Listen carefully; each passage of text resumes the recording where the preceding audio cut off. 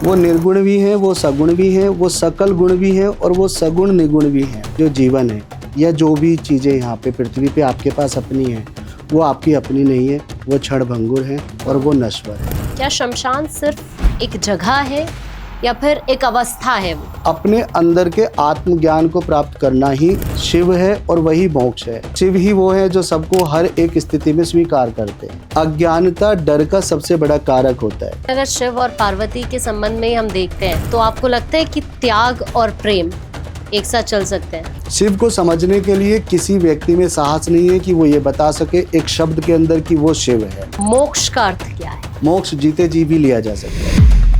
मृत्यु एक सत्य है और सत्य ही शिव है और शिव ही सुंदर है। आप स्वतंत्रता पूर्वक किसी को अगर प्रेम करते हैं बिना उसको प्राप्त करने की चाहत को, असली प्रेम वही होता है।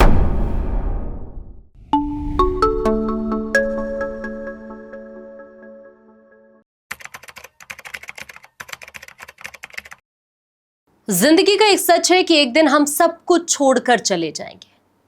न सुंदरता बचेगी, न पैसा बचेगा, लेकिन इस सच से अक्सर हम आंखें चुराते हैं।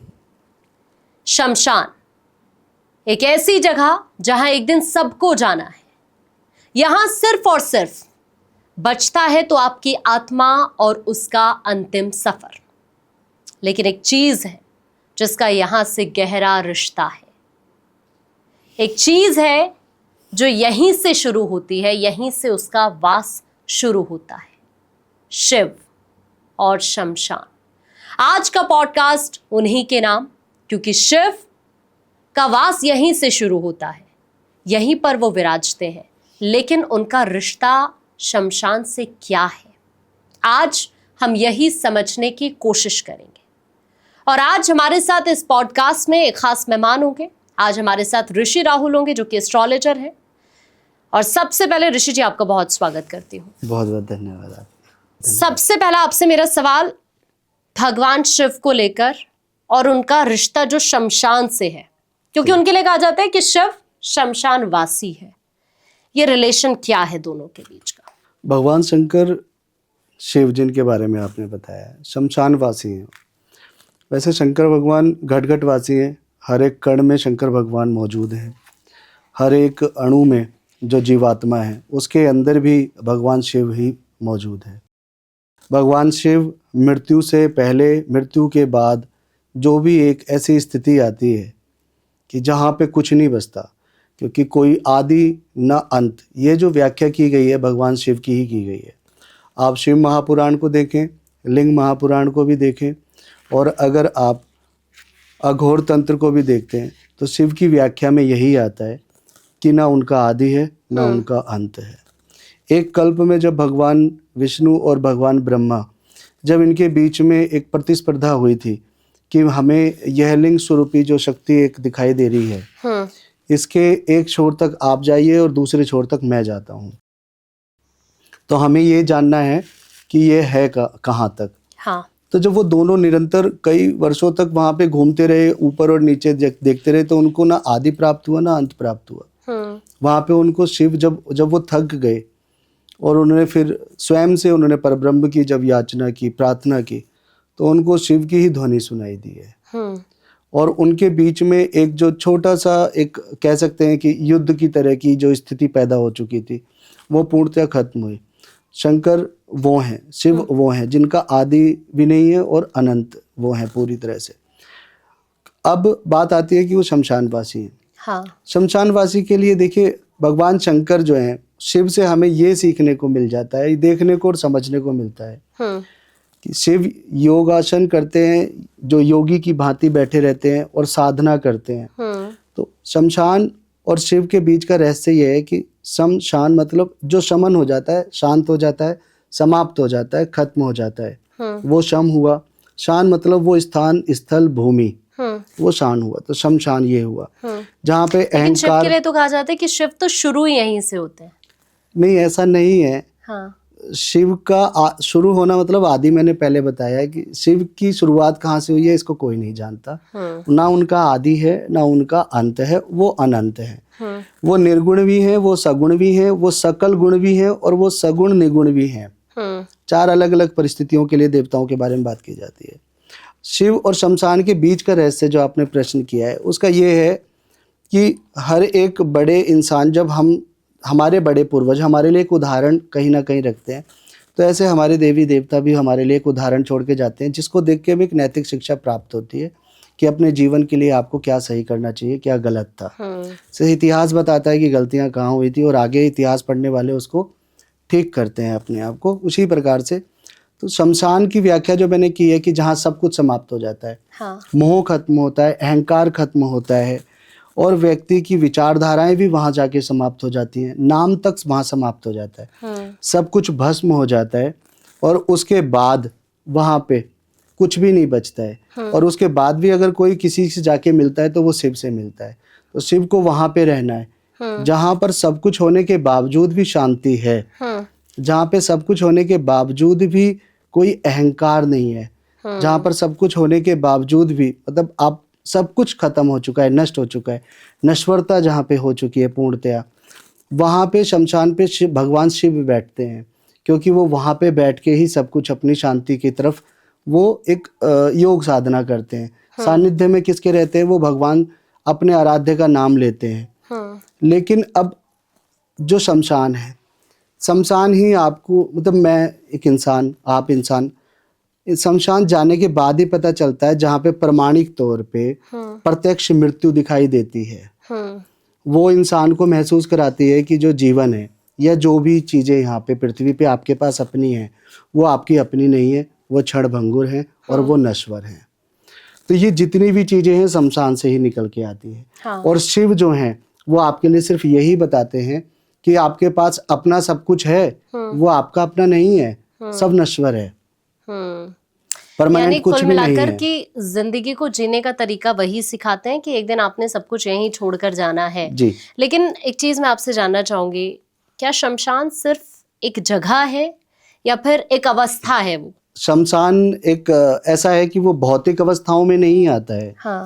वो आपको एक मानसिक संतुलन देता है। शमशान मानसिक संतुलन देता है कि वहां पे आपको सब कुछ नष्ट होने के बाद की जो शांति प्राप्त होती है वो शमशान ही होती है। इसी वजह से जितने भी साधु सन्यासी अघोर जो मोक्ष की प्राप्ति के लिए जाना चाहते हैं वो तप भी करते हैं, तो वो शमशान योग साधना भी करते हैं। वो शमशान योग साधना इसलिए नहीं करते कि उनको तांत्रिक क्रियाएं करनी है।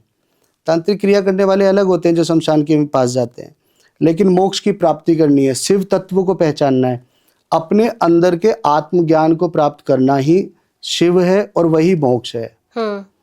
व्यक्ति अपने अंदर के आत्मज्ञान को प्राप्त नहीं कर पाता है, वो इसी वजह से जगह जगह भटकता है। तो शिव और शमशान ये दोनों जो हैं ये इस तरीके का एक निर्देश देते हैं कि हमारा जो कुछ भी है वो हमारा नहीं है। और संतुष्टि जिसे कहते हैं संतोषम परम सुखम, ये किसी व्यक्ति के पास नहीं आता है। समय में स्पर्धा बहुत ज्यादा है, विकर्षण बहुत ज्यादा हो चुका है, आज का जो दौर चल रहा है। इस दौर में शमशान और शिव अगर आप इन दोनों की तरफ देखते हैं, कोई भी व्यक्ति इन दोनों की तरफ देखता है और इनको समझने की कोशिश करता है, तो मोक्ष की प्राप्ति के बारे में बताया जाता है, वैराग्य बताया जाता है, मुक्ति बताता है। यह अहंकार को नाश करने की तरफ संज्ञा देता है। यह आपके अंदर मोह माया जिसे कहते हैं, जुड़ाव जिसे कह सकते हैं आप, इस प्रकार की चीज़ों को समाप्त करने के लिए आपको एक जो प्रेरणादायक चीज़ें होती है वो यही है, वो शिव है। और शमशान सबसे नज़दीक वो प्रत्यक्ष जगह है जहाँ पे इंसान अपने या दूसरों की वजह से ज़रूर जाता है और उसके बावजूद भी वहाँ पे जो देखता है, उसके बाद भी वो व्यक्ति यह नहीं सीखता कि सब कुछ क्षणभंगुर है और सब कुछ नष्ट हो जाएगा, हमारा अपना कुछ भी नहीं है। अंततः शिव के पास ही जाना है और शिव ही वो है जो सबको हर एक स्थिति में स्वीकार करते हैं। शिव ही स्वीकार करते हैं। और शिव को जानने का तरीका ये नहीं होता कि हमने एक वैराग्य लिया, संसार के अंदर हमारा जो कार्य है हमने उसको त्याग दिया और हर चीज से भाग के वैराग्य अपना लिया। वैराग्य, आप अहंकार को छोड़ सकते हैं, वो भी वैराग्य, त्याग को वैराग्य कहा जाता है। आप अहंकार छोड़ सकते हैं, माया छोड़ सकते हैं, मोह छोड़ सकते हैं, मद मतलब अहंकार छोड़ लोभ छोड़ सकते हैं अपना। तो ये जितनी विकृतियां मनुष्य के मानवीय विकृतियां जो हैं मस्तिष्क के अंदर जो रहती है, अगर आप इन विकृतियों का त्याग करते हैं वही त्याग, वही वैराग्य कहलाता है। जैसे शंकर भगवान के लिए कहा जाता है कि शिव गृहस्थ भी हैं और शिव त्यागी भी हैं और वो योगी भी हैं। तो योगी होने का मतलब ये है कि आप अपनी अंतरात्मा से अंतर ज्ञान के माध्यम से योगी बनिए, अपनी विकृतियों को आप समाप्त करें, क्योंकि धर्म, काम, अर्थ, मोक्ष यह सब जो देने वाले हैं वो शिव हैं। लेकिन आप शिव के मार्ग पे जब चलेंगे तो आपको ये सारी चीजें प्राप्त होती चली जाती हैं। हाँ। शिव के लेकिन साधक उस के मार्ग पास पर चलना भी मुझे लगता है हर किसी के लिए इतनी आसान चीज नहीं है।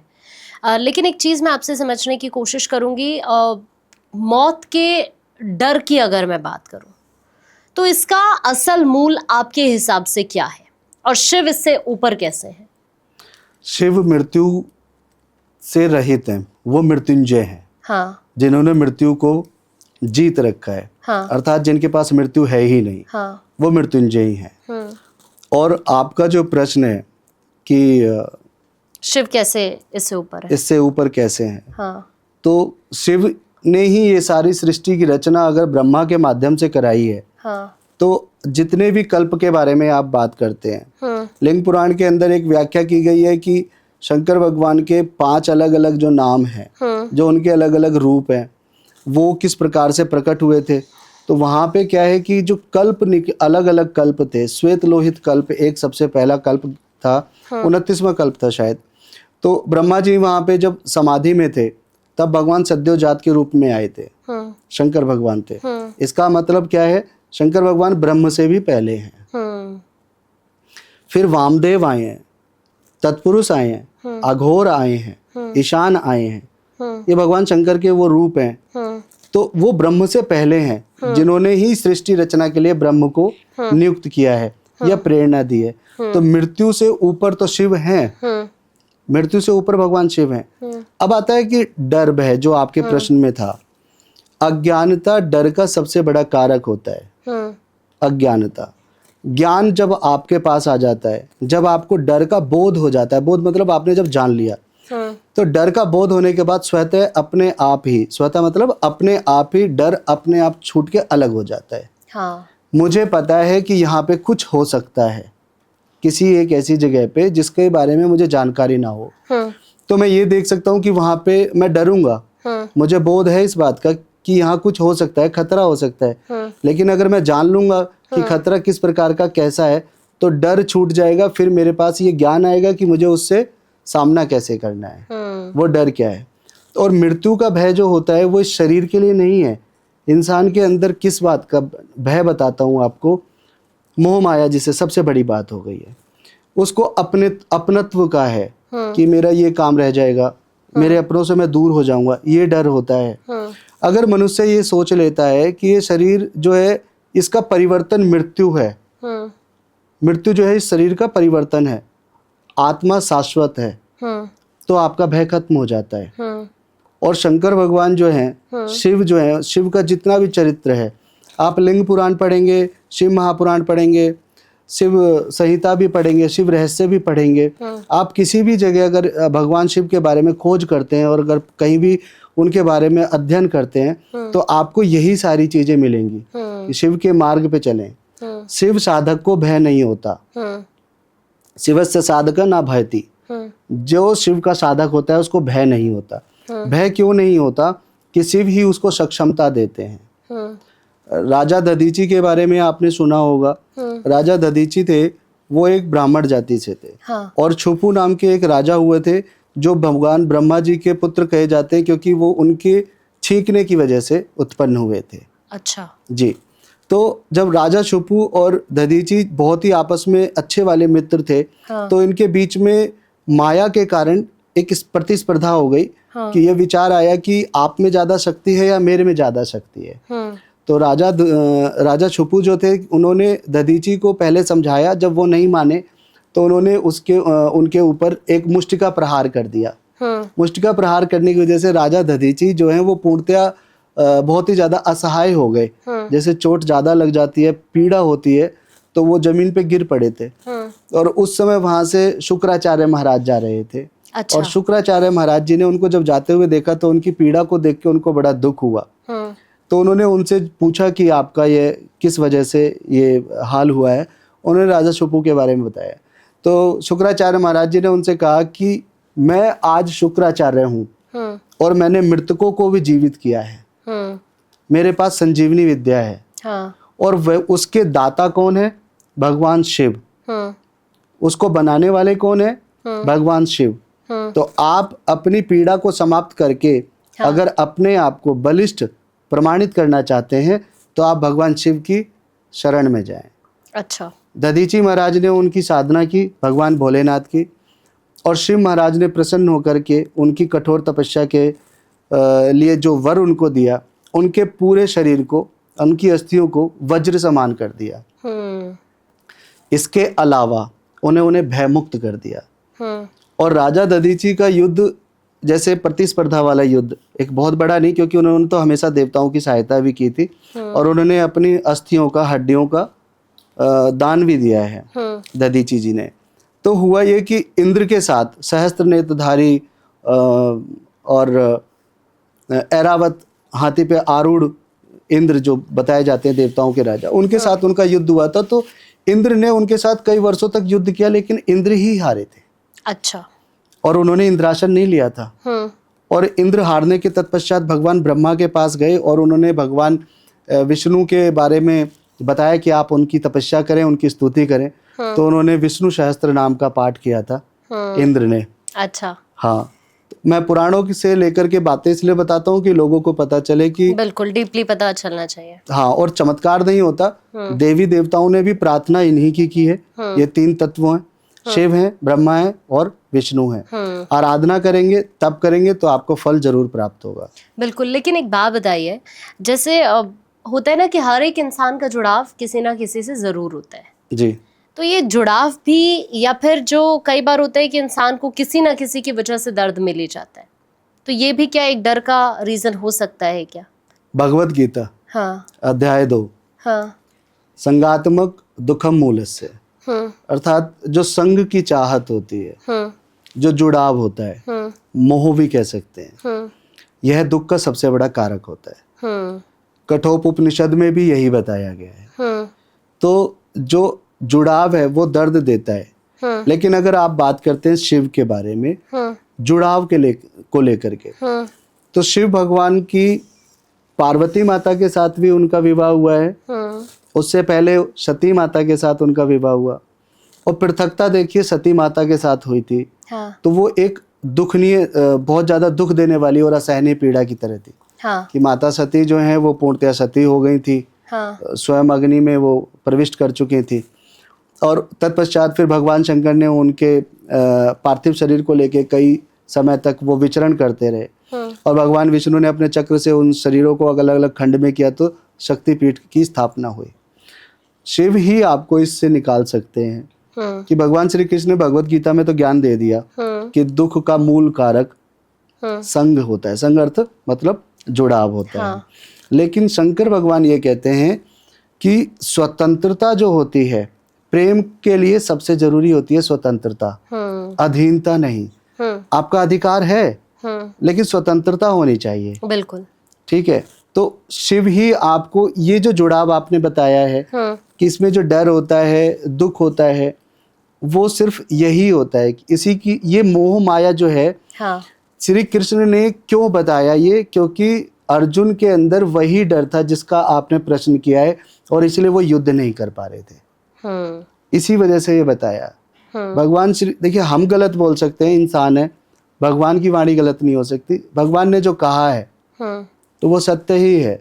रामायण में भी ऐसा है, श्री रामचरितमानस में, कि भगवान श्री राम जो मर्यादा पुरुषोत्तम है, उनको नारद जी ने श्राप दिया था कि आपने मेरे को स्त्री से व्याकुलता और दूरी बना के दी है। क्योंकि नारद जी को मायाधीन होने के बाद किसी स्त्री से प्रेम हुआ और वो विवाह करना चाहते थे। तो उन्होंने कहा कि मुझे हरि का रूप दे दो। तो भगवान विष्णु ने उनको क्या काम किया कि उनका ज्ञान भंग ना हो जाए, और वो माया के अधीन थे, इसलिए उनको वानर का रूप दे दिया। अच्छा। तो भगवान की इस लीला के बारे में उनको पता नहीं था, वे अबोध थे। और फिर बाद में नारद जी ने क्या किया कि जब उनका परिहास हुआ, परिहास मतलब मजाक उड़ाया गया, तो भगवान विष्णु को ही उन्होंने श्राप दिया था कि आपने मेरे को स्त्री से अलग करा है, व्याकुलता मुझे दी है, और उसके अलावा आपने मुझे वानर का चेहरा दिया है और मेरा कार्य सफल नहीं हुआ, तो मैं आपको श्राप देता हूँ कि आप पृथ्वी लोक पे जब मानव रूपी अवतार में जाएंगे तो आपको स्त्री व्याकुलता मिलेगी, स्त्री से पृथकता मिलेगी और आप उनके माया में अज्ञानियों की तरह जगह जगह फिरेंगे। पर भगवान विष्णु हैं जो वो श्राप से मुक्त होते हैं, फिर भी उन्होंने अपने भक्त होने के कारण उसकी वाणी का मान रखा और उन्होंने कहा कि यह मुझे स्वीकार्य है। और भगवान शिव ने जब उस माया को खींचा जिसकी वजह से श्राप प्राप्त हुआ था, फिर भगवान शिव की माया खींचने के बाद नारद जी ने भगवान शिव की तपस्या करके उस पाप को जो उन्होंने भगवान विष्णु को श्राप दिया था उसको समाप्त किया था। हाँ। अब मैं ये कथा मैंने बता दी, ठीक है, लेकिन मैं पुरानी बात पे आता हूँ, पहले वाली की। हाँ। कि जो रामायण में भी विनय न मांगत जल्दी जड़ गए 3 दिन बीत, बोले राम सकोप तब भय बिन होए न प्रीत। बिना भय के प्रीत नहीं होती। सागर को जब पता चला कि अग्निबाण के माध्यम से मुझे ये जला के राख कर देंगे, सुखा देंगे, जड़ बना देंगे, तभी सागर सामने प्रकट हुआ। अन्यथा भगवान विष्णु के बैठे होने के बावजूद भी सागर निकल के बाहर तो नहीं आए थे। तो ये जो डर है ये सिर्फ छूटने का डर है। हाँ। किसी से अलग होने का डर है और उसके बाद होने वाली पीड़ा का डर है कि किसी से अलग हुए। लेकिन अगर शिव और पार्वती के संबंध में हम देखते हैं तो आपको लगता है कि त्याग और प्रेम एक साथ चल सकते हैं? तो देखिए, त्याग और प्रेम जो आप कह रहे हैं शिव भगवान के लिए और माँ पार्वती के लिए, तो पार्वती माता का त्याग यहाँ से शुरू होता है। प्रेरणादायक चीजें कहाँ से आती हैं? हाँ। कि कि वो हिमालय के घर में थी। हाँ। राज वैभव संपन्न सब कुछ था उनके पास, उन्होंने उन्हें त्यागा और किसको चुना? भगवान शंकर को। व्याघ्र चर्मधारी, धन नहीं है, घर नहीं है, कुछ भी नहीं है, सब कुछ हीनता भरा है, तब उसके बाद भी उन्होंने उनको, वो प्रेम है और वो त्याग है। और उन्होंने ये भी पता है, पार्वती माता को ये भी ज्ञान था कि भगवान शिव उनको ऐसे ही सहजता पूर्वक नहीं मिलेंगे, इसलिए उन्होंने तपस्या की। और उन्होंने तपस्या करने के पश्चात भी उनको शंकर भगवान ने कई बार उनको मना किया है। फिर स्वयं भगवान शिव ने एक बार ब्राह्मण रूप लेकर के और उनकी परीक्षा ली है कि क्या यह सच में सही प्रकार से कसौटी पे ठीक उतरती हैं या नहीं उतरती हैं। और उसके बाद में क्या होता है कि वो एक छोटे ब्राह्मण बच्चे का रूप बना करके एक पानी के स्रोत के पास चले जाते हैं पानी पीने, और वहाँ पे एक मगरमच्छ उस बच्चे को पकड़ लेता है। और पार्वती माता जो है वो तपस्या में बैठी हुई हैं, भगवान शंकर की आराधना कर रही हैं, और उन्होंने एकदम से आवाज लगाई कि कोई है जो मुझे बचाए, कोई है जो मुझे बचाए। माँ पार्वती के अंदर जो ममत्व जागा, क्योंकि स्त्री के अंदर ही ममत्व होता है, तो उनके अंदर जो स्नेह करुणा थी वो एकदम से जागी कि एक बच्चा वहां पे मारा जाएगा। तो वो वहां पे जैसे उसके पास गई तो उन्होंने बोला कि मैं आपसे निवेदन करती हूँ कि आप इसको छोड़ दीजिए। तो वो समय वो था कि जिसमें जानवर बात कर सकते थे इंसान से या देवी देवताओं से। हाँ। आज का समय नहीं है। तो पार्वती माता से मगरमच्छ ने ये बोला कि ये मेरा आहार है, मैं इसको नहीं छोड़ सकता। हाँ, लेकिन ये कर सकता हूँ कि अगर आप अपने तप का जो फल है वो मुझे अर्जित कर दें, हाँ, तो मैं इसको छोड़ दूंगा और मैं इस योनि से मुक्त हो जाऊंगा। अच्छा। और माँ पार्वती ने तत्काल प्रभाव से जल लेकर के यह उनको प्रण करके दिया कि मेरी तपस्या का जितना फल है वो सारा की सारा आपको अर्जित हो जाए, ताकि आप इस मगरमच्छ की योनि से मुक्ति पा सके। और वो इसलिए त्यागा था क्योंकि उस बच्चे की जीवन की जो लीला थी वो समाप्त ना हो जाए। ये त्याग माँ पार्वती का है। ये पुराण में वर्णित है। हाँ। लिंग पुराण में भी और शिव महापुराण में भी वर्णित। हाँ। अब बात आती है आपकी शिव के त्याग की। तो जब सृष्टि के अंदर जैसे समुद्र मंथन हो रहा था, तो वहां पे शिव के सामने सबसे पहले क्या आया? विष आया। यही सावन के महीने में ही विष प्रकट हुआ था और सावन के महीने के अंदर ही समुद्र मंथन हुआ था इसी माह में। और इसी माह में गोदावरी नदी भी उत्पन्न हुई थी, जो भगवान शंकर की बेटी कही जाती है, शिव कन्या। तो क्या हुआ था कि शिव ने ही सब कुछ त्याग करके सबसे पहले विष खुद धारण किया है और अपने कंठ तक रखा है। वो भी त्याग है। किसके लिए त्याग है? सृष्टि के पालन के लिए, सृष्टि को बना के रखने के लिए। अब अगर शिव और पार्वती का विवाह एक साथ संपन्न हो जाता है, जब इस चरण पे आके हम बात करते हैं, तो आपके त्याग और प्रेम को, ना माँ पार्वती का प्रेम अपने भगवान शिव के प्रति कम हुआ है, ना शिव का प्रेम माँ पार्वती के साथ कम हुआ है, बल्कि शिव ने ही माँ पार्वती को गुरु बन के, पति होने के बावजूद भी गुरु बन के समस्त प्रकार की विद्याएं, समस्त प्रकार की शिक्षाएं उनको दी हैं। और उनको वो बल याद दिया, जैसे हनुमान जी को जामवंती जी ने बल याद दिलाया। हाँ। इसी प्रकार से भगवान शंकर ने ही माँ पार्वती को शक्ति का रूप याद दिलाया कि आप भगवती चंडिका के अंश से पैदा हुई हो, आप साधारण नहीं हो।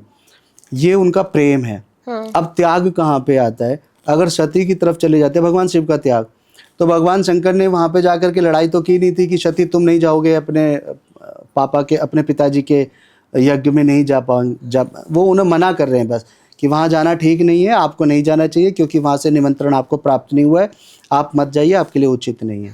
वो जबरदस्ती वहां पे चले गए तो वहां नुकसान हुआ बाद में। वो भी त्याग था क्योंकि उन्होंने प्रेम और त्याग, प्रेम के कारण उन्हें अपशब्द नहीं बोले और उन्होंने त्याग दिया, ठीक है आपको जाना है तो आप जाइए। माँ पार्वती के समय पे भी ऐसे ही त्याग दिया है उन्होंने। भगवान शंकर को ये पूर्णतया प्राप्त था कि पार्वती गुफा के अंदर हैं और बाहर उन्होंने अपने हाथ से क्या नाम है, भगवान जो गणेश जी हैं उनको उन्होंने अपने उससे बनाया था, हाथ के स्वेद से और मल से बनाया था। तो वो उस समय पे वो गणेश जी महाराज उच्छिष्ट गणेश कहलाते हैं। उच्छिष्ट मतलब जो गंदगी के साथ होता है, मतलब गंदा होता है। तो भगवान शंकर ने त्याग के लिए ही उसका सिर काट के वहां पे गणेश के सिर पे उसका हाथी का सिर लगाया था। अच्छा जी। उसके और ये भी त्याग है कि जब सामने बहुत सारे बड़े बड़े राक्षस खड़े हैं जिनसे देवता हारते जा रहे हैं, तो वहां पे कोई लड़ने के लिए नहीं आया था। भगवान शिव ने माँ पार्वती से आग्रह किया था कि अब आपको चंडिका, काली, दुर्गा बन करके यहाँ पे इनका संहार करना है। और जब माँ पार्वती काली के रूप में पूर्णतया क्रोध में आकर के आवेशित होकर के बाहर चली जाती हैं, तो भगवान शंकर का ही प्रेम है कि वो उनके सामने लेट गए उनको शांत करने के लिए। प्रेम और त्याग ये दोनों एक साथ चल सकते हैं। लेकिन देवताओं को अगर हम देखते हैं, भगवान शिव को देखते हैं, उनके चरित्र पे अध्ययन करते हैं, तो ही हमारे अंदर ये त्याग आ सकता है, तो ही हमें प्यार आ सकता है, ये प्रेम आ सकता है। समय के अनुसार आज के समय में जो चल रहा है वो प्रेम त्याग पूर्णतया अलग हो जाता है। तो इंसान के लिए कठिन है, असंभव नहीं है। बिल्कुल, और उसके लिए समझना होगा ये सारी चीज़ें जो हर कुछ। अगर जब शिव की हम बात करते हैं, जैसा आपने अभी बहुत सारी ऐसी पौराणिक कथाएं ये बताई हैं जो काफ़ी प्रचलित भी हैं। अच्छा, एक बात बताइए, शिव के गले का सांप जी, त्रिनेत्र जी, या फिर जो भस्म है शिव की, उसका डीपली मीनिंग क्या है? क्या इंडिकेट करती हैं ये तीनों चीज़ें? आपके सारे प्रश्न ना सांख्य दर्शन, योग दर्शन, कश्मीरी शैविज्म जिसे कहते हैं लोग, शैव दर्शन, इन सब से जुड़े हुए हैं। तो गहरा अर्थ अगर आप जानना चाहते हैं तो देखिए, तीन चीज़ें हैं जो उनके पास अलंकृत हैं। मतलब भगवान शंकर के गले में जहाँ पे उन्होंने कालकूट विष को अपने धारण करके रोका हुआ है, वहाँ पे ही विशुद्धि चक्र होता है। 7 आपके जो अलग अलग चक्र होते हैं, कुंडलियाँ जो होती हैं, विशुद्धि चक्र कंठ पे होता है। हाँ। फिर आप बात करते हैं कि यहाँ पे एक गले पे सांप लटका हुआ है या उन्होंने धारण किया हुआ है। पौराणिक बातों के हिसाब से वासुकी उसका नाम है। अच्छा। वासुकी नाग है और अदिति का भाई है आदिविश। माफ चाहूंगा। तो जो आदिविश है उनके भाई हैं वासुकी। तो वासुकी नाग सबसे ज्यादा जहरीले हैं, सबसे ज्यादा। और उनका जो जहर है वो सृष्टि को सांस लेने के बाद जो सांस छोड़ा जाता है, तो उस समय भी वो सृष्टि का संहार कर सकते थे सिर्फ अपनी श्वसन क्रिया से। तो पुराणों में ऐसा बताया गया है कि जब उन्होंने भगवान शिव की आराधना की थी, तो भगवान शंकर ने क्या काम किया कि उनको वरदान दिया और उनको गले में धारण कर लिया, इसलिए कि उनको मान सम्मान प्राप्त हो। लेकिन जहर गले में होने के बाद उन्होंने सांप को अपने रखा हुआ है और भस्म अपने माथे पे लगाते हैं। तीसरा नेत्र है उनके पास। तो इनके गूढ़ जो एक रहस्य में जो बातें बताई जाती हैं, अहंकार खत्म करना, गले से गलत बातें ना निकलना, शांति स्थापना करके बात करना, वो उसका अर्थ होता है।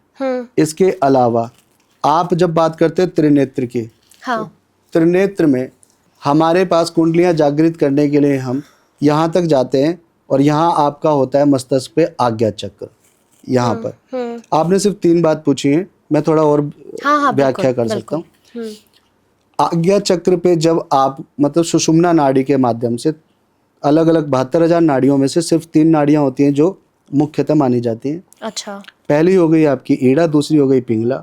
ईड़ा और पिंगला नाड़ी के अलावा एक होती है जो सर्पीले कार की होती है, सर्प रूप में होती है। इसलिए भगवान की हर चीज जो है भगवान शिव की, वो कहीं ना कहीं आपको एक संकेत देती है। ओके। तो वो जो सर्प रूपी आपकी नाड़ी है उसको जागृत करना होता है, और उसी नाड़ी के माध्यम से आपकी कुंडलियां जागृत होती हैं। जब आपकी कुंडलियां जागृत होती हैं तत्पश्चात आपके अंदर ब्रह्म ज्ञान की उत्पत्ति होती है। आपको सारे मोह माया हर चीज से मुक्ति प्राप्त हो जाती है जीते जी। बस आपको कुंडली जागृत करने के लिए मेहनत करनी होती है। तो मैं ये बता रहा था कि सुषुम्ना नाड़ी जो होती है, जो सुप्त अवस्था में रहती है, मूलाधार चक्र से जब वो अपनी पूरी की पूरी यात्रा आरंभ करती है तो यहाँ विशुद्धि चक्र पे आती है। यही वो कंठ है जो सबसे ज्यादा जहर उगलता है। ओके। यही कंठ है हमारा, सबसे ज्यादा जहर उगलता है। कंठ के ऊपर हमने एक सांप भी लगा रखा है। इसका अर्थ यह है कि हमारे को इसको दबा के रखना है। जहर को जहर मारता है, कहने वाली बातें होती हैं ये। लेकिन जब आज्ञा चक्र पे जाती है हमारी सुषुम्ना नाड़ी के माध्यम से कुंडली जागृति की शक्ति जब हमारी आज्ञा चक्र पे जाती है तो तीसरा नेत्र हमारा भी खुलता है, अर्थात अग्नि, जो पूर्णतया मोह, अंधकार और अज्ञानता हर चीज को वो खत्म कर देता है। आपने कुछ पोस्टर देखे होंगे जिसमें भगवान शंकर की जटाओं से एक धारा निकल रही होती है, वो गंगा की होती है। अब गंगा को आप अमृत समान मानते हैं, सभी कहते हैं कि गंगा का जो जल होता है, गंगा माता का जल, वो अमृत समान होता है। तो अब ये देखिए कि 7 कुंडलियों के जागरण होने के बाद, मतलब जब वो जागृत होती हैं, तो जब वो आज्ञा चक्र से होते हुए शिखा में यहाँ पर सहस्त्र रंध्र होता है, जब वो वहां जाके मिलती है तो उसी को शिव का शक्ति से मिलन वही कहते हैं, और वहां से फिर अमृत वर्षा होती है। तो भगवान शंकर की जो मूर्ति है या फिर उनकी जो फोटो है, जो छवि हम देखते हैं, वो ये भी ज्ञान देती है कि अमृत वर्षा जो हो रही है वो ज्ञान रूपी वो गंगा ही है जो उनकी जटा से ऊपर से नीचे आके बह रही है। अगर आप प्रतीकात्मक रूप की बात करते हैं तो गूढ़ रहस्यों में जाते हैं तो अब बात आती है आपकी, उनके पास एक त्रिशूल है। त्रिशूल में ऐसे बने हुए होते हैं, 2 शूल बने होते हैं, एक सीधा जा रहा होता है, वो भी यही है। अच्छा। एक ईड़ा नाड़ी हो गई, एक पिंगला नाड़ी हो गई। अगर आप इनको भी नहीं लेते और शंकर भगवान की शक्ति उस त्रिशूल को मानते हैं तो भी बीच वाली जो है उसमें जो शूल है वो सुषुम्ना नाड़ी है। तो माता छिन्नमस्ता की भी अगर आप फोटो देखते हैं और पार्वती माता के बारे में पता करते हैं कि जैसे आप उनके अध्ययन करते हैं तो उनकी 2 सहचारियां थी, जिसका एक का नाम जया था और दूसरी का नाम विजया था। तो ये वही हैं। अच्छा। हाँ, और जो एक डमरू बना हुआ होता है, हम कहते हैं ना इन्फिनिटी, तो भगवान शिव भी वही हैं, जिसका ना आदि है ना अंत है।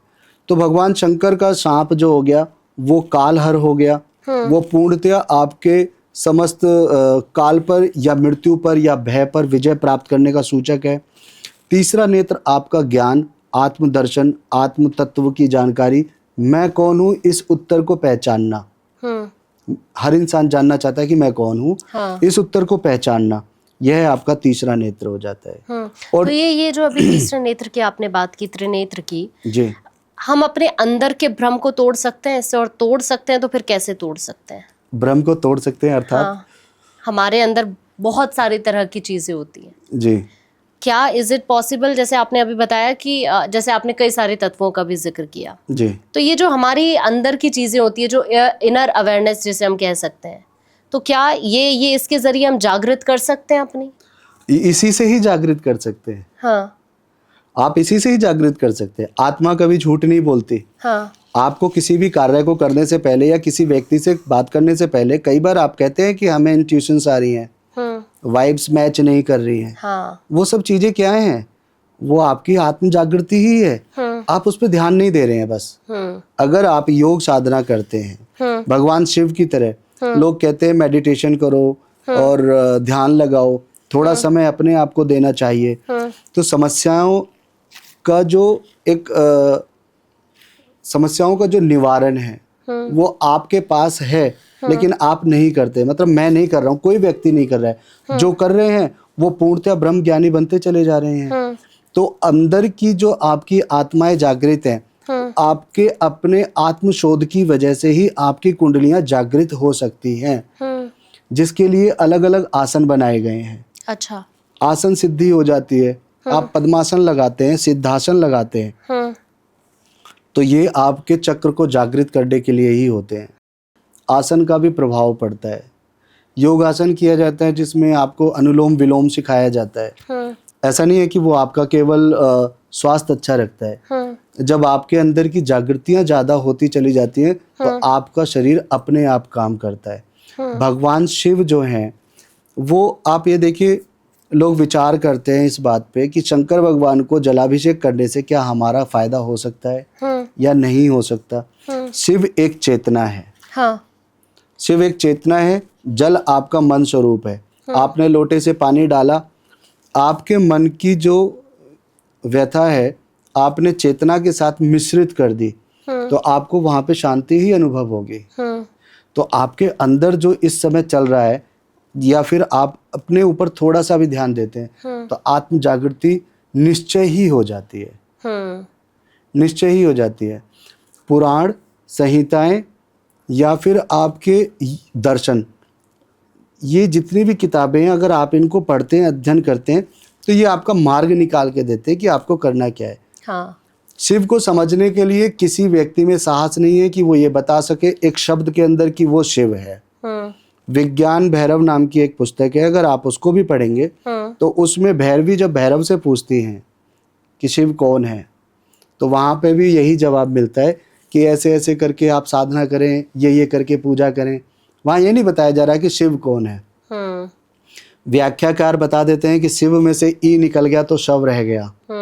व्याख्याकार बताते हैं ना, लेकिन शिव को जानने के लिए आपको कुछ करना होता है। आप तरीके आजमाएंगे, पूजा करेंगे, उस मार्ग पे चलेंगे, तभी आप शिव को समझेंगे। अन्यथा शिव को समझते समझते, पूछते पूछते, जानते जानते समय निकल जाएगा, कुछ नहीं मिलेगा। आप शिव की बात कर रहे हैं। स्वामी रामकृष्ण परमहंस जी थे, जिनके बारे में कहा जाता है कि माँ काली उनको साक्षात अपने हाथों से भी भोजन दे दिया करती थी, या स्वयं उनका भोग लगा दिया करते थे। उनसे साक्षात्कार उनका हो जाता था। ठीक है। अब क्या है कि हमारे यहाँ पे एक गुरुजनों ने ये कहा कि हमारे पास इस प्रकार की जानकारी नहीं है, भारतीय ज्योतिष में कोई शुद्धिकरण नहीं है, शक्ति नहीं है। तो बाद में क्या हुआ, उन्होंने कहा आप मेरे से आके मिलिए।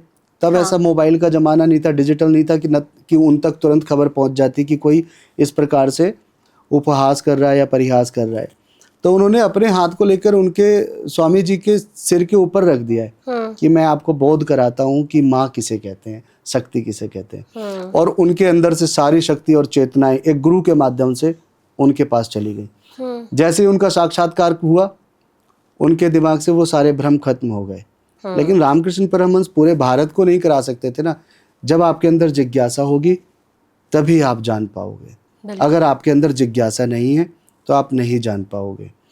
और शिव को जानने का भी तरीका यही है कि वो सरल हैं, वो सहज हैं। आपको सिर्फ उनके भक्ति मार्ग पे नहीं चलना है, आध्यात्म तो है ही है साथ जुड़ा हुआ। अगर आप उनके दर्शन को भी लेते हैं, मतलब फिलॉसफी जो लोग कहते हैं, तो भी आपको आत्म चेतना मिलनी चालू हो जाती है, वो जागृत हो जाती है। तीसरा नेत्र और कुछ नहीं है। जब आपका ज्ञान आ जाता है ना, त्रिनेत्रधारी बोलते हैं। भगवान शंकर की व्याख्या तो ब्रह्मा जी ने की थी, और उन्होंने ये कहा था कि स्वर्ग जिसका सिर है, स्वर्ग जिसका सिर है, आकाश जिसकी नाभि है, समुद्र जिसके कपड़े हैं। उन्होंने ये उनकी रचना में, मतलब स्तोत्र जब बनाते हैं, ब्रह्मा जी ने सबसे ज़्यादा स्तोत्र बनाए हैं, तो जब उन्होंने बोलना उनके लिए आरंभ किया, तो उसमें वो इतना कुछ उनके बारे में बताते हैं। और इतना बोलने के बाद भी वो रुक जाते हैं ये कह के कि आपका ना आदि है ना आपका अंत है, मैं आपके समक्ष कुछ भी नहीं हूँ। ये ब्रह्मा जी कहते हैं। तो वो उनकी याचना ही तो कर रहे हैं, प्रार्थना ही तो कर रहे हैं। तो जब ब्रह्मा जी नहीं कर पा रहे हैं, तो आप और हम छोटे छोटे इंसान कैसे शिव के बारे में व्याख्या कर सकते हैं। बिल्कुल। तो आपको सिर्फ त्रिनेत्रधारी जो हम बोलते हैं ना, तो उन तीन नेत्रों में भी ब्रह्मा जी ने बताया कि चंद्रमा और सूर्य उनके ये नेत्र हैं। तीसरा नेत्र अग्नि है। किसी और के बारे में व्याख्या नहीं है। वो क्यों व्याख्या है कि शिव के अंदर ज्ञान है, शिव ही ज्ञान है। तो जब आप उस ज्ञान को जान लेते हैं, अगर आपके अंदर जानकारी बहुत ज़्यादा आ जाती है, ज्ञान आ जाता है, समस्त सृष्टि के संचालन के बारे में भी आप समझते हैं, क्या अच्छा है क्या गलत है, क्या अहंकार है, इसकी परिभाषा आप जान लेते हैं, तो आप अपने ज्ञान रूपी त्रिनेत्र से उन सबको भस्म कर देते हैं। अच्छा, एक बात बताइए, जी। शिव के संदर्भ में अगर मैं समझने की आपसे कोशिश करूं, जी। मोक्ष का अर्थ क्या है क्या मोक्ष? देखिए, मोक्ष का अर्थ मृत्यु के बाद नहीं है। बहुत सारे लोग कहते हैं ना मोक्ष की प्राप्ति हो गई। हाँ। तो मोक्ष का अर्थ केवल मृत्यु के बाद का समय नहीं है, ना मृत्यु के बाद की स्थिति है। हाँ। मरने वाला आके मुझे नहीं बताएगा ना कि मैं मोक्ष को प्राप्त हो चुका हूँ। हाँ। मोक्ष जीते जी भी लिया जा सकता है। हाँ। अगर आपने हर प्रकार की हाँ। जितनी भी विकृतियां हैं, मतलब जो हमारे अंदर काम, क्रोध, मद, लोभ, इस प्रकार की जो चीज़ें हैं, इनको पूर्णतया त्याग देते हैं और या फिर हम इनके ऊपर जीत पा लेते हैं, हम इनको अपने पास नियंत्रित कर लेते हैं, तो भी हमारे लिए वो मोक्ष के समान होता है। हम जीते जी मोक्ष प्राप्त कर लेते हैं। पर ऐसा इंसान के लिए बड़ा कठिन हो जाता है। यह सारी की सारी इंद्रियों पे जो जितेंद्रिय किन्हें कहते हैं, जितेंद्रिय हमारे भगवान शिव ही हैं। उन्होंने ही काम को जीता हुआ है। इंसान तो जीत नहीं पाया आज तक। इंसान आज तक काम को नहीं जीत पाया। किसी भी घोर तपस्वी के पास आप जाएंगे, हो सकता है कि उनके पास क्रोध हो सकता है उनके पास क्रोध ना हो।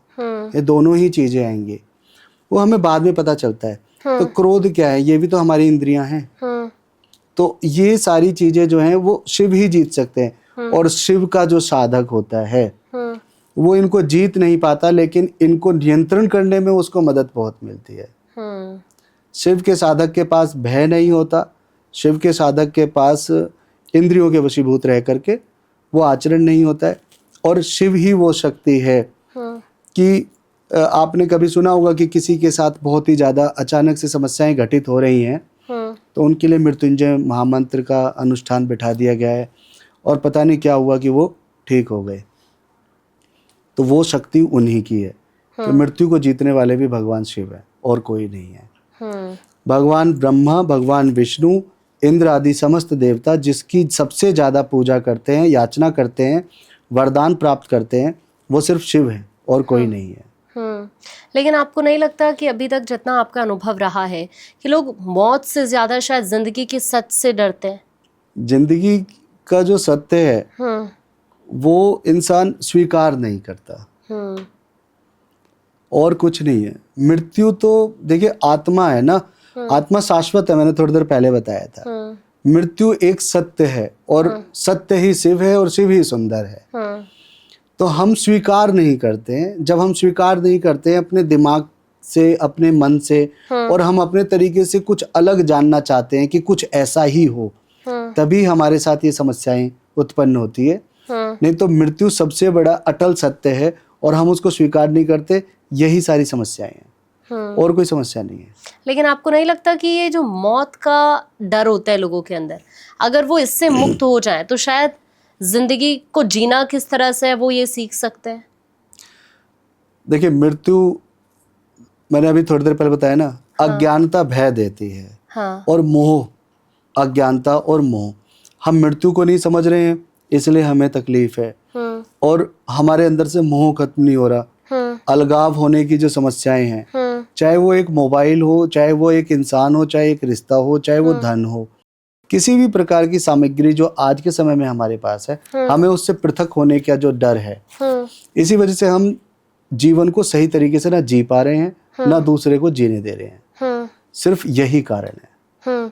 आपके हिसाब से शिव 3 ऐसी क्या चीजें लोगों को सिखाते हैं जो आज के वक्त में लोगों को जरूरत है कि वो अपनी जिंदगी में जरूर फॉलो करें? शिव के तो हर एक चरण और हर एक कार्य को ही एक अच्छी सी सीख के हिसाब से देखना चाहिए। 3 तो बहुत लघु हो जाएगा, बहुत छोटा हो जाएगा। फिर भी अगर आप शिव से सीखना चाहते हैं छोटा छोटा, तो शिव से त्याग सीख सकते हैं। शिव से बड़ा त्यागी कोई नहीं है। शिव से आप दूसरों की मदद करने वाला एक जो आचरण होता है वो सीख सकते हैं। आत्मज्ञान, आत्मबोध जिसे कहते हैं, और दूसरों के भले के लिए कार्य करने वाला। भगवान शिव वो है जिन्होंने रावण, जो उनके भक्त हैं, उनको सोने की लंका दे दी रहने के लिए, और स्वयं कहाँ रह रहे हैं? पर्वतों पर। तो शिव तो वो हैं, इंसान नहीं दे पाता ना इतना कुछ। तो इंसान को शिव से अगर 3 चीजें सीखनी है तो प्रेम, त्याग और वैराग। वैराग लेकिन गलत चीजों से, संसार में अपनी जिम्मेदारियों से भागना नहीं है वैराग। वैराग का मतलब अपने बुरे कर्म को त्यागना, वो भी वैराग्य है। संसार में रह करके अपनी जिम्मेदारियों से भागना वैराग्य नहीं है। शिव ने वैराग दिया है, शिव जैसा वैरागी तो कोई नहीं बन सकता। हाँ। लेकिन वो एक प्रतीकात्मक रूप है उनका, इंसान के प्रति एक उदाहरण है कि आपको ऐसा करना चाहिए। शिव स्वयं वैरागी हैं। उन्होंने इंद्र को तो नहीं कहा था कि आप अपना राजपाट सारा छोड़ दो, श्री भ्रष्ट हो जाओ और उसके तत्पश्चात आप मेरे साथ यहाँ पे गणों के साथ रहने लग जाओ। शिव ने ऐसा तो नहीं कहा ना। और शिव ने ब्रह्मा जी को कुछ नहीं कहा। शिव ने भगवान विष्णु को, जो उनको भगवान शंकर उनके आराध्य हैं और वो उनको आराधना करते हैं एक दूसरे को ही, उन्होंने ये तो नहीं कहा कि आप लक्ष्मी का त्याग करें। वैराग का अर्थ ये है कि इंसान अपने शरीर पे, अपने दिमाग में आने वाले बुरे कर्मों को त्याग दे, वो वैराग्य है। प्रेम जिसके लिए वो कहते हैं कि प्रेम का अर्थ ये नहीं होता कि आपने किसी को पकड़ लिया, जकड़ लिया। प्रेम का अर्थ होता है स्वतंत्र देना, स्वतंत्रता देना। आप स्वतंत्रता पूर्वक किसी को अगर प्रेम करते हैं बिना उसको प्राप्त करने की चाहत को, असली प्रेम वही होता है। हाँ। ये भगवान शिव का संदेश है। अब आती है बात आपकी विरक्ति की, और विरक्ति के बाद फिर आत्मसिद्धि की। शमशान से आपको वैराग्य तो प्राप्त होता है, लेकिन आत्मसिद्धि के लिए आपको शिव को ही पकड़ना होता है, क्योंकि शमशान और वैराग्य ये आपको आत्मसिद्धि पर ले जाने वाले मार्ग तक लेके जाते हैं। आपको आत्मसिद्धि नहीं देते। आत्मसिद्धि का अर्थ क्या होता है? आत्मसिद्धि का अर्थ होता है कि आपने आत्मबोध किया, अपने बारे में जान लिया, अपनी कुंडलियों को जागृत किया, आपका ब्रह्म ज्ञान जागृत हुआ और आपने समस्त प्रकार की वो चीज़ें जिनसे लोग, इंसान एक दूसरे को बुरा कर सकते हैं, बुरा बता सकते हैं, आपने उन सब से अपने आप को पूरी तरह विमुक्त कर दिया। वो आत्मसिद्धि है। आपने जो कहा वो अपने आप में सत्य है, कहीं कुछ गलत नहीं है, वो आत्मसिद्धि है। और शमशान और शिव, अगर व्यक्ति आज के समय में इन दो शब्दों के मायने को थोड़ा सा भी समझता है तो जीवन में ना भय रह जाता है, ना जीवन में कोई मोह रह जाता है, ना ही किसी प्रकार का लोभ रह जाता है। लेकिन कुछ लोग ऐसे हैं ना कि ईगो बहुत ज्यादा लोगों के अंदर रहती है, अहंकार बहुत रहते हैं, लेकिन भक्ति के मार्ग पे वो लगे रहते हैं।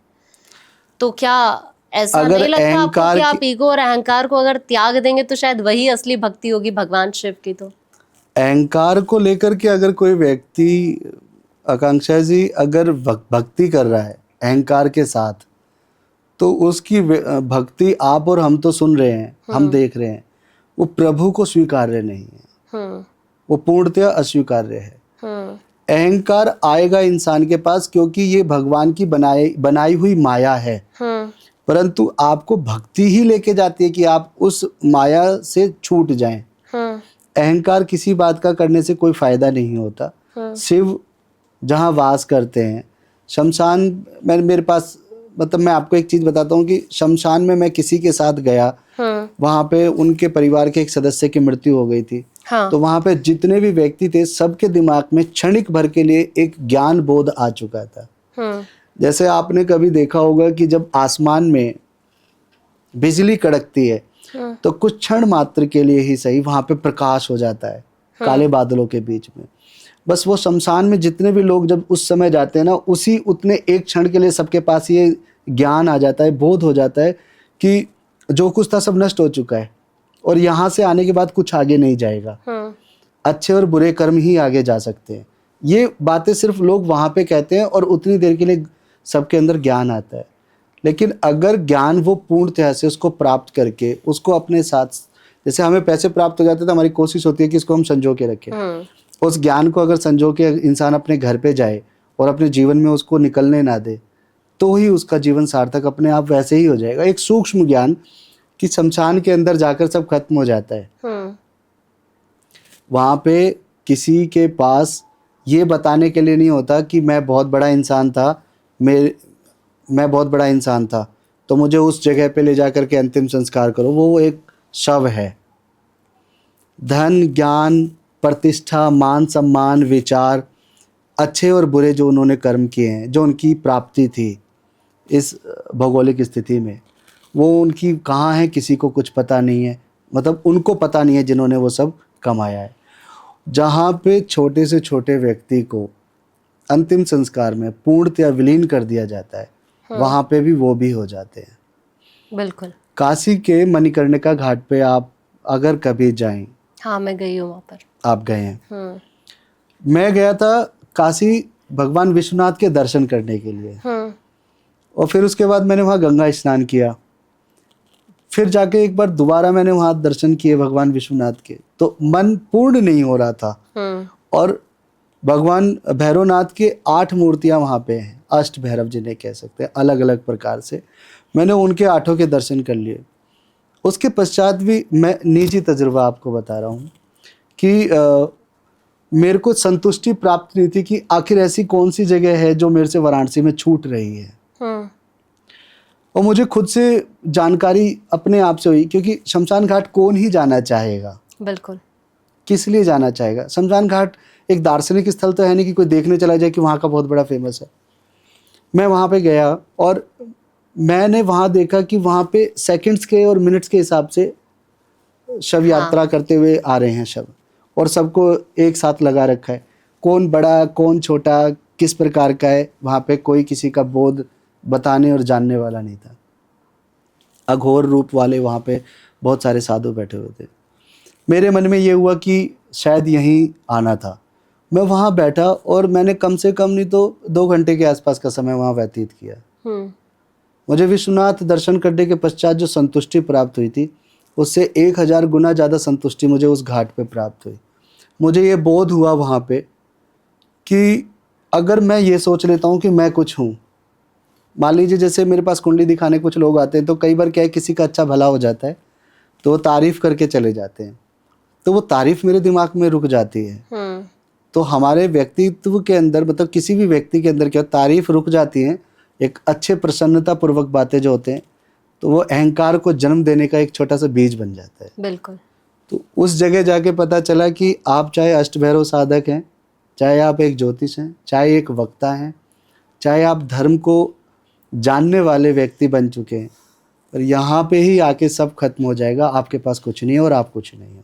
बिल्कुल। उस 2 घंटे के अंदर मेरे को ये महसूस हुआ कि मतलब मारा मारी भागा भागम जो लगा रहता है जीवन में व्यक्ति के, वो कुछ नहीं है वहाँ पे। और अब एक उनको शब्द नहीं दे सकते आप, वो जो अनुभूति होती है। लोग पुराने जो बड़े थे वो ये कहते हैं कि किसी के यहाँ पे अगर कोई मृत्यु हो गई है, अगर आपको पता चल गया है, आप नहीं जानते, आपके आस पड़ोस गाँव के थे, तो आपको उनके यहाँ जाना चाहिए। उनके घर में दुख का एक क्षण है, उसके लिए आपको वहाँ जाना चाहिए। संतोषजनक 2 बातें कर सकते हैं तो भी ठीक है, नहीं कर सकते तो जाके बैठिए वहाँ पे। वो बुजुर्गों की बुद्धि थी, उन्होंने ये इसलिए कहा था ताकि आप अभिमान के शिकार ना हो जाएं, और आप वहाँ जाएं, शव यात्रा में उनके साथ जाएं, और आपको ये बोध हो कि जीवन क्या है। और ये वहाँ द्वार पे भगवान शिव बैठे हुए हैं ना, वो शिव ही अंत हैं। बिल्कुल। तो इसलिए शमशान में पूरे गांव के लोग, कॉलोनी के लोगों को जाने के लिए हमारे पुराने बुजुर्ग जो एक बहुत अच्छा सा संदेश देते थे, वो यही है। उसके पीछे छुपी हुई बातें यही हैं। शिव को जानना है तो शमशान में जाना है, ऐसा भी नहीं है। शिव को आप अपने घर बैठ के पूजा करेंगे तो स्वतः ज्ञान हो जाएगा। लेकिन शिव ने ही बताया है कि दूसरे के कष्ट में दूसरे के साथ जुड़ के रहना है, तो दूसरे का कष्ट तो ये भी हो सकता है जाहिर तौर पर। और शिव यही सिखाते हैं जो लोगों को अपनी ज़िंदगी में सीखने की बहुत ज़्यादा ज़रूरत है। बहुत बहुत शुक्रिया राहुल जी आपका, आपने अपना कीमती वक्त हमारे लिए निकाला।